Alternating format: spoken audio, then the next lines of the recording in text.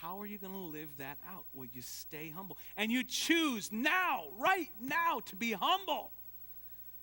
God, I want to walk in humility.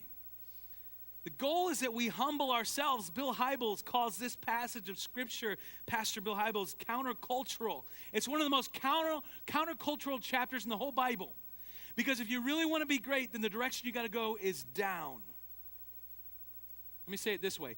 You must descend into greatness. Some of you have been looking at the stage this whole morning and wondered, why in the world did they leave a ladder up? Is there a light bulb needs to be changed? No, it's an illustration. You see, the world says this, right? The world says if you get the promotion at work, hey, I'm moving on. Well, hey, we're moving on up. I mean, we're joining the Jeffersons on the east side, right? To a deluxe apartment.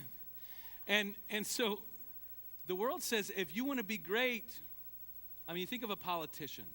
Maybe a politician starts as the mayor, or in our case, the town manager. Middlebury has a town manager, in case you didn't know. So you're the town, and next thing you know, you're the state senator, perhaps, and the next thing you know, you're maybe the U.S. senator. Oh, and maybe then you get to be the governor. And about now, my wife's getting nervous. She's like, you better not go up another step. You're going to fall over. And then next thing you know, you're the president of the United States, right? You are really great. The greater the farther up the ladder you get, the greater you are, right? And what Jesus is saying, if you really want to be great, you got to come down off that ladder. If you want to be great, this is how you're great. You got to come down. This doesn't mean you let people walk on you. But greatness isn't biblically, Christ-like greatness is not defined as going high on the ladder.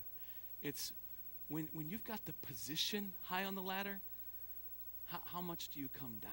You understand what I'm saying? You've got to descend into greatness. Scripture said he made himself nothing. Jesus did not consider equality with God something to be grasped, but made himself nothing. 1 Peter chapter 5, verse 6 says, humble yourselves. Don't wait for God to allow circumstances in your life to bring humility. Choose right now. Like right now. Humble yourselves, therefore, under God's mighty hand, that he may lift you up in due time.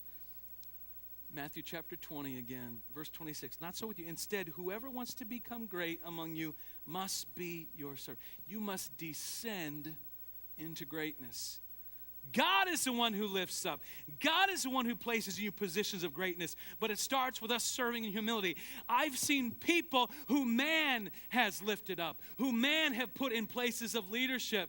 And God never intended, it just wasn't their time. And they may be doing all right for a while, but then they just, not because they chose to, but because God said, if you're not going to live in humility, then we're going to bring you down. That whole affair you were doing on the side, it's going to bring you down. That way you were handling money incorrectly. Oh, man gave you success after success. You're climbing that ladder. But then God, in his love for us, says, I've had enough.